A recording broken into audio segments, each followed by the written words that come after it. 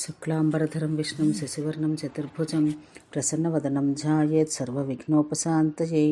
నరసింహ మహత్యం. భీష్ముడు పలికెను. ఇప్పుడు హిరణ్యకశిపుని వధ, నరసింహుని మహిమ మరియు పాపాత్ములను నాశనం చేసే విధానం వినవలనని కోరుచున్నాను. పులస్త్యుడు పలికెను. పూర్వం కృతయుగంలో దైత్యులకు ఆదిపురుషుడైన హిరణ్యకశిపుడు గొప్ప తపమాచరించెను. 11,000 సంవత్సరాలు బ్రహ్మచారి అయి మౌనవ్రతం అవలంబించ స్నానాదులను ఆచరిస్తూ జలవాసి అయి దృఢవ్రతుడై తీవ్ర తపమాచరించెను. అతని తపస్సుకు నియమాలకు బ్రహ్మదేవుడు సంతుష్టుడయ్యను. అనంతరం సూర్యవర్ణ కాంతితో శోభిస్తున్న విమానంలో, హంసలు పూంచబడిన విమానంలో ఆదిత్యులు, వసువులు, సాధ్యులు, మరుత్తులు, ఇతర దేవతలు, రుద్రులు, రాక్షసులు, పన్నగులు, దిక్కులు, విదిక్కులు, నదులు, సాగరాలు, నక్షత్రాలు, ముహూర్తాలు, ఖచరులు, మహాగ్రహములు, దేవతలు, బ్రహ్మర్షులు, దేవర్షులు, సిద్ధులు, సప్తర్షులు, రాజర్షులు, పుణ్యవంతులు, గంధర్వుల అప్సర గణాలచే పరివేష్టితుడై బ్రహ్మదేవుడు అచటికి వచ్చెను. బ్రహ్మవిధులలో పరబ్రహ్మతత్వం చక్కగా తెలుసుకున్నవాడు శ్రేష్ఠుడు, చరాచర జీవరాశులకు మాన్యుడు. దేవతలచే పరివేష్టితుడైన బ్రహ్మదేవుడు ఆ దైత్యునితో, హిరణ్యకశిపునితో ఇలా పలికెను. ఓ సువ్రత, నీ తపస్సుకు భక్తికి నేను సంతోషించాను. నీకు శుభమగుగాక. నీకేమి వరం కావలనో కోరుకొనుము. హిరణ్యకశిపుడు పలికెను. ఓ దేవోత్తమ, దేవాసుర, గంధర్వ, యక్ష, రాక్షస, మానుష, పిశాచములచే నేను వధింపబడరాదు. ఋషులు కాని పిశాచములచే కాని నేను వధింపబడరాదు. ఋషులు కాని మానవులు కాని నన్ను శపించరాదు. నా తపస్సుకు నీవు సంతుష్టుడవైతే నాకు ఈ వరం ప్రసాదించు. శస్త్రములచే కాని, అస్త్రములచే కాని, గిర్రులచే కాని, వృక్షములచే కాని, శుష్క వస్తువుచే కాని, తడి వస్తువుచే కాని, మరే ఇతర వస్తువులచే కాని నేను వధించబడరాదు. సూర్యుడు, చంద్రుడు, వాయువు, అగ్ని, జలము, అంతరిక్షము, నక్షత్రములు, దశదిశలు, క్రోధము, కామము, వరుణుడు, ఇంద్రుడు, యముడు, కుబేరుడు, యక్ష, కింపురుషులకు నేనే నాయకుడను కావాలి. బ్రహ్మదేవుడు పలికెను. వత్స, దివ్యమైన అద్భుతమైన వరములు నీకు అనుగ్రహిస్తున్నాను. వీటి వలన నీ కోరికలు నిస్సందేహంగా సిద్ధించును. పులస్త్యుడు పలికెను. ఈ విధంగా హిరణ్యకశిపునికి వరములను అనుగ్రహించిన పిదప బ్రహ్మదేవుడు ఆకాశ మార్గంలో బ్రహ్మర్షి గణాలచే సేవితమైన బ్రహ్మ సదనానికి చేరను. అనంతరం దేవతలు, గంధర్వులు, ఋషులు, చారణలు హిరణ్యకశిపునికి ఇచ్చిన వరములు విని బ్రహ్మదేవుని వద్దకు వచ్చిరి. దేవతలు పలికిరి. ఓ స్వామి, నీవు అనుగ్రహించిన వర ప్రభావాన ఆ అసురుడు మమ్మలను వధించును. మాయందు అనుగ్రహముంచి అసురుని వధించి ఉపాయం చెప్పవలను. సర్వభూతములకు ఆదికర్తవు, దేవతలకు, పితృదేవతలకు సమర్పించు. హవ్యకవ్యాలు రచించిన వాడవు, అవ్యక్తుడవు, దేవతా శ్రేష్ఠుడవు. సర్వలోక హితకరమైన ఆ మాటలు విన్న బ్రహ్మదేవుడు వారిని ఊరడిస్తూ చల్లని మాటలు ఇలా పలికెను. ఓ దేవతలారా, అతని తపానికి సరైన ఫలం ఇవ్వాలి. తపఫలం ముగిసిన తర్వాత విష్ణు భగవానుడే స్వయంగా అతన్ని సంహరించును. పులస్త్యుడు పలికెను. పద్మసంభవుడైన బ్రహ్మదేవుని మాటలు విన్న దేవతలు వారి వారి నివాస స్థానాలకు ఆనందంగా వెళ్ళిరి. వరగర్వంతో హిరణ్యకశిపుడు ప్రజలందరినీ బాధించసాగను. సత్యధర్మపరాయణుల ఇంద్రియ నిగ్రహం అవలంబించిన ఆశ్రమవాసులైన ఋషులను బాధించను. ఆ మహాసురుడు 3 లోకాల్లో ఉన్న దేవతలను జయించి ముల్లోకాలను వశపరుచుకుని స్వర్గంలో నివసించసాగను. పిదప పరంపదంతో గర్వితుడై కాలధర్మాన దేవతలకు ఉండవలసిన యజ్ఞ హవిస్సులను దానవులకు అందనట్లు చేసెను. ఈ విధంగా దేవతలకు హవిస్సు లభించకుండా చేసెను. ఇలా ఉండగా ఆదిత్యులు, సాధ్యులు, విశ్వదేవతలు, వసువులు, రుద్రులు, దేవతలు, యక్షులు, బ్రాహ్మణులు, ఋషులు, దేవగణాలు అందరూ కలిసి దేవదేవుడు, యజ్ఞమయుడు, మహాబలవంతుడు, సనాతనుడు, వాసుదేవుడు, శరణ్యుడు అయిన నారాయణుని శరణ పొంది ఇలా పలికిరి. ఓ మహాభాగా నారాయణ, దేవతలమైన మేము నీ శరణు పొందాము. ఓ ప్రభు, దైత్యేంద్రుడైన ఆ హిరణ్యకశిపుని సంహరించి మమ్మలను కాపాడు. త్వం హినః పరమో ధాత, త్వం హినః పరమో గురుః, త్వం హినః పరమో దేవః, బ్రహ్మాదీనం సురోత్తమః. హే భగవాన్, నీవే మాకు రక్షకుడవు, నీవే మాకు గురువు, నీవే దేవదేవుడవు, బ్రహ్మాది దేవతలలో నీవే ఉత్తముడవు. మమ్మలను రక్షించు. విష్ణువు పలికెను. ఓ దేవతలారా, మీకు అభయం ఇస్తున్నాను. మీరు భయం వదలండి. అచిరకాలంలోనే మీరు స్వర్గాన్ని పొందుతారు. వరబలంతో గర్హితుడైన వాడు, దేవతలచే అవధ్యుడైన ఆ దానవేంద్రుని నేను వధింతును. పులస్త్యుడు పలికెను. భగవానుడు అవ్యయుడు అయిన శ్రీమన్నారాయణుడు దేవతలతో ఆ విధంగా పలికి సూర్యుని వంటి తేజస్సుతోనూ చంద్రుని వంటి కాంతితోనూ ప్రకాశిస్తున్న విష్ణు భగవానుడు హిరణ్యకశిపుడు నివసించు స్థలానికి వెళ్ళెను.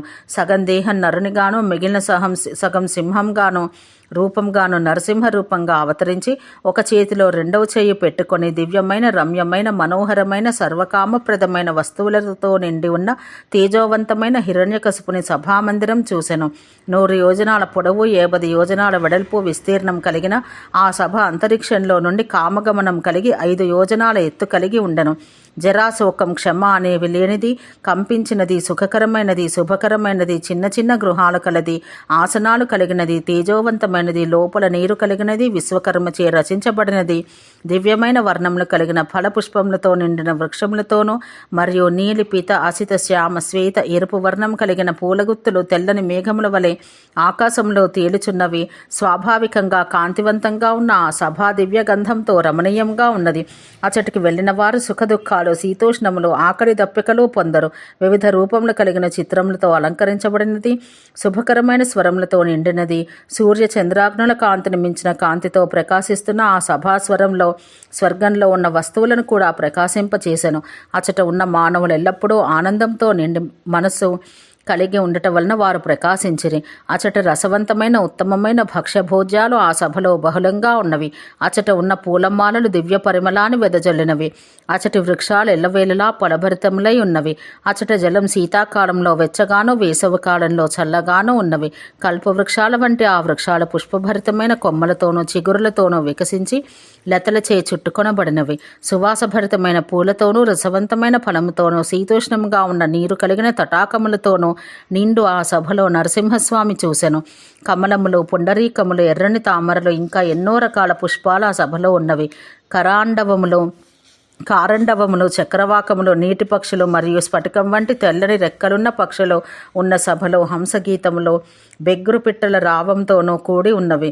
భగవంతుడైన నరసింహుడు పుష్పించిన ఖదిర, వేతస, అర్జున, మామిడి, నిమ్మ, వేప, పున్నాగ, కదంబ, వకుల, నారింజ, అశ్వగంధ, పాతాల, శాల్మలి, హరిద్రవ, శాల, తాళ, తమాల, మనోహరమైన చెంపక వృక్షాలు చూసి సంతోషించెను.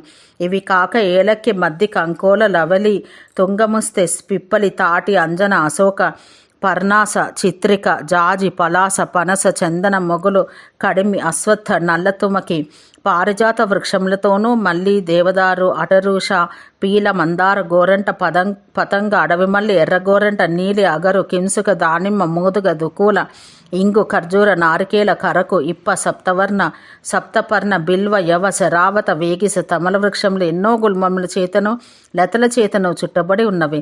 ఇవి కాక ఇంకా ఎన్నో రకాలైన అడవి చెట్లతోనూ వివిధ ఫలపుష్పభరితాలైన వృక్షాలతోనూ వికసించినది. చకోర పక్షులు, నెమ్మళ్ళు, మత్తకోకిలలు, చిలుకలు మొదలైన పక్షులు ఎగురుతూ పుష్పించిన ఆ వృక్షాలపై వాలినవి. ఆ చెట్ల చివర రక్తవర్ణ, పీతవర్ణ, అరుణవర్ణం కలిగిన పక్షులు నివసిస్తూ ఒకదాన్నొకటి చూచుకొనుచున్నవి. అటువంటి సభ మధ్యలో దివ్యమైన సూర్యకాంతిని పోలిన ప్రకాశంతో వెలుగుతూ 10 బార్ల ఎత్తులో ఉన్న సింహాసనం దైత్యేంద్రుడైన హిరణ్యకశిపుడు ప్రకాశవంతమైన కర్ణాభరణాలు ధరించి ఆసీనుడయ్యను. గొప్ప గొప్ప దైత్యులందరూ హిరణ్యకశిపుని సేవించిరి. ఉత్తములైన గంధర్వులు దివ్య తాళములకు అనుగుణంగా గానం చేసిరి. విశ్వాచి, సహజన్య, ప్రమ్లోచన, దివ్య, సౌరభేయి, సమీచి, పుంజికస్థల, మిశ్రకేశి, రంభ, చిత్రభ, శృతివిభ్రమ, చారునేత్ర, ఘృతాచి, మేనక, ఊర్వశి ఇంకా నృత్యగీత విశారదులైన వేల కొలది ఇతర అప్సరసులు హిరణ్యకశిపుని సేవించిరి. వరములను పొందిన దితిపుత్రులందరూ హిరణ్యకశిపుని సేవించిరి. వారు బలి, విరోచనుడు, భూమిపుత్రుడు, నరకుడు, ప్రహ్లాదుడు, విప్రచిత్తి, గవిష్ట, సురహంత, దుఃఖకర్త, సుమన, సుమతి, ఘటోధర, మహాపార్శ్వ, క్రధన, పిఠర, విశ్వరూప, సురూప, విశ్వకాయ, మహాబల, దశగ్రీవ, వాలి, మేఘ, వాస, ఘటాభ, విటరూప, జ్వలన, ఇంద్రతాపన అనువారు. ప్రకాశవంతమైన కుండలములు ధరించిన వారు, పూలమాలలు ధరించిన వారు, కవచములు ధరించిన వారు, తపోధనులు, వరములు పొందిన వారు, సూర్యులు, మరణించుటకు సైతం సిద్ధమైన వారు, ఎందరో దైత్యులు, దానవులు, ఇతరులు హిరణ్యకశిపుని సేవించిరి. దివ్య వస్త్రాలు ధరించిన వీరందరికీ అగ్నివలే ప్రకాశిస్తున్న వివిధ రూపములున్న దివ్య విమానములు కలిగి ఉండిరి. ఉత్తమమైన దేహం ఉన్నవారు, విచిత్రమైన భుజకీర్తులు కలిగిన భుజములున్నవారు, వివిధ భూషణములచే దేహమును అలంకరించుకున్న వారందరూ హిరణ్యకశిపుని సేవించిరి. ఈ విధంగా హిరణ్యకశిపుని దివ్య సభలో సూర్యుని వంటి కాంతి కలిగిన ఆ సురోచ దేవోత్తములు హిరణ్యకశిపుని సేవించిరి. ఇటువంటి వైభవం 3 లోకాల్లో ఇచ్చట వినలేదు కనలేదు. వివిధాభరణ భూషితుడు, సూర్యుని వంటి కాంతితో ప్రకాశించువాడు, వేల కొలది దైత్యులచే సేవించబడుచున్న దితి కుమారుడైన హిరణ్యకశిపుని నరసింహుడు చూసెను. హిరణ్యకశిపుని కుమారుడైన ప్రహ్లాదుడు దివ్య శరీరుడైన నరసింహ భగవాన్ని ఆశ్చర్యంతో గాంచెను. హిరణ్యకశిపుడు కూడా ఆ స్వామిని దర్శించెను. బంగారు పర్వతం వలె ప్రకాశిస్తున్న అపురూపమైన రూపం ధరించిన నరసింహుని చూసి దైత్యులు విస్మితులయ్యిరి. ప్రహ్లాదుడు పలికెను, ఓ మహారాజా, మహాబాహు, దైత్యశ్రేష్ఠుడా, ఈ నరసింహ రూపం నేనెన్నడూ వినలేదు కనలేదు. అవ్యక్తము పరమము అయిన దివ్య రూపంతో ఆ స్వామి ప్రత్యక్షమయ్యాడు. దైత్యులను అంతమొందించడానికే ఈ స్వామి ఘోరమైన ప్రత్యక్షమయ్యనని నా మనసు చెబుతున్నది. సాగరములు, నదులు, హిమాలయము, పారియాత్ర మొదలగు కులపర్వతములు, నక్షత్రములతో పాటు చంద్రుడు, కిరణములతో పాటు సూర్యుడు, ధనాధిపతి అయిన వరుణుడు, యముడు, శచీపతి అయిన శక్రుడు, మరుత్తులు, దేవతలు, గంధర్వులు, తపోధనులైన ఋషులు, నాగులు, యక్షులు, పిశాచములు, అమిత విక్రములైన రాక్షసులు, బ్రహ్మదేవుడు, దేవతలు, పశుపతి, చరాచరములన్నీ లలాటస్థ తిరుగుచున్నారు. ఓ రాజా, నీతో పాటు మేము సమస్త దైత్యగణాలు, విమానాలు, 100 కొలది గదులు గల ఈ సభ, ఈ 3 లోకాలు, శాశ్వతమైన లోకధర్మం, సమస్త జగత్తు ఆ నరసింహంలో కనిపిస్తున్నవి. ప్రజాపతిలో మహాత్ముడైన మనవు, గ్రహములు, యోగములు, ధరణి, ఆకాశం, ఉత్పాతములు, కాలం, ధృతి, ధైర్యం, మతి, రతి, సత్యం, తపస్సు, దమం, మహానుభావుడైన సనత్కుమారుడు, విశ్వదేవులు, సమస్త ఋషులు, క్రోధం, కామం, హర్షం, దర్పం, మోహం, సమస్త పితరులు అందరూ ఈ స్వామి శరీరంలో దర్శనమిస్తున్నారు. ప్రహ్లాదుని మాటలు దానవ గణాధిపతి అయిన హిరణ్యకశిపుడు తన గణములతో ఇలా పలికెను, అపూర్వమైన శరీరం కలిగిన ఈ మృగేంద్రుని బంధించండి. ఏమైనా అనుమానం ఉంటే ఈ క్రూర జంతువును వధించండి. అంతటా దానవులందరూ గొప్ప ఉత్సాహంతో ఆ మృగేంద్రుని చుట్టూ మోగిరి. మహాబలవంతుడైన నరసింహుడు సభను ధ్వంసం చేయుచుండగా హిరణ్యకశిపుడు రోషంతో కూడిన కన్నులతో స్వయంగా అస్త్రాలు నరసింహునిపై విసిరెను. సమస్త అస్త్రాలలో శ్రేష్టమైన మహాదారుణమైన దండాస్త్రం, ఘోరమైన కాలచక్రం, దానికంటే శ్రేష్టమైన విష్ణుచక్రం, ఉగ్రమైన శీలాస్త్రం, విచిత్రమైన అసని అస్త్రం, శుష్కాసని, అర్ద్రాసని అస్త్రములు, 2 అలని అస్త్రములు, రౌద్రమైన భయంకరమైన శూలం, కంకాళం, ముసలం, బ్రహ్మశిరస్సున అస్త్రము, బ్రహ్మాస్త్రం, నారాయణాస్త్రం, ఇంద్రాస్త్రం, ఆగ్నేయాస్త్రం, శిశిరాస్త్రం, వాయవ్యాస్త్రం, మదనాస్త్రం, కపాలాస్త్రం, అప్రతిహతమైన శక్తిగల కరోంచాస్త్రం, మోహనాస్త్రం, శోషణాస్త్రం, సంతాప విలాప కంపన శాంతన అస్త్రంలో అవరోధం లేని గొప్ప అస్త్రం, కాలుని వంటి ముద్గరం, మహాబలవంతమైన తాపం కలిగించే అప్రతిహతమైన అస్త్రం, గాంధర్వాస్త్రం, కత్తుల్లో శ్రేష్టమైన నందకం, వారుణాస్త్రం, అప్రతిహతమైన గతిగల పాశుపతాస్త్రం. ఈ దివ్యాస్త్రాలన్నింటినీ హిరణ్యకశిపుడు అగ్నిలో ఆహుతులు వేయినట్లు నరసింహునిపై ప్రయోగించెను. ఎండాకాలంలో సూర్యుడు హిమవత్ పర్వతాన్ని తన కిరణాలతో కప్పివేయినట్లు ఆ దానవ శ్రేష్ఠుడు నరసింహుని తన అస్త్రాలతో చుట్టుముట్టెను. ప్రాసములు, పాసములు, ఖడ్గములు, గదలు, ముసలములు, వజ్రములు వంటి ఆయుధములు, ముద్గరములు, పర్వతములు, శతఘ్నులు, భయంకరమైన దండములు పట్టుకుని క్రోధముతో దైత్యసేన సముద్రాన్ని, మైనాక పర్వతాన్ని ముంచివేసెను. పాసముల చేతిలో పట్టుకుని నిలబడిరి. అప్పుడు హిరణ్యకశిపుడు మాయతో అగ్నిని సృష్టించెను. ఇంద్రుడు మేఘముల జలములతో వాటిని ఆర్పివేసెను. అప్పుడు దైత్యుడు భయంకరమైన చీకటిని అంతటా సృష్టించెను. ఈ విధంగా లోకమంతా చీకటితో నిండి ఉండగా దైత్యులు ఆయుధాలు చేత ధరించిరి. అప్పుడు తన తేజస్సుతో ఆ చీకట్లు సూర్యుని వలె నాశనం చేసెను. ఈ విధంగా దైత్యుల మాయలన్నీ విఫలం కావడంతో వారంతా హిరణ్యకశిపుని ఆశ్రయించిరి. ఓం శాంతి శాంతి శాంతి.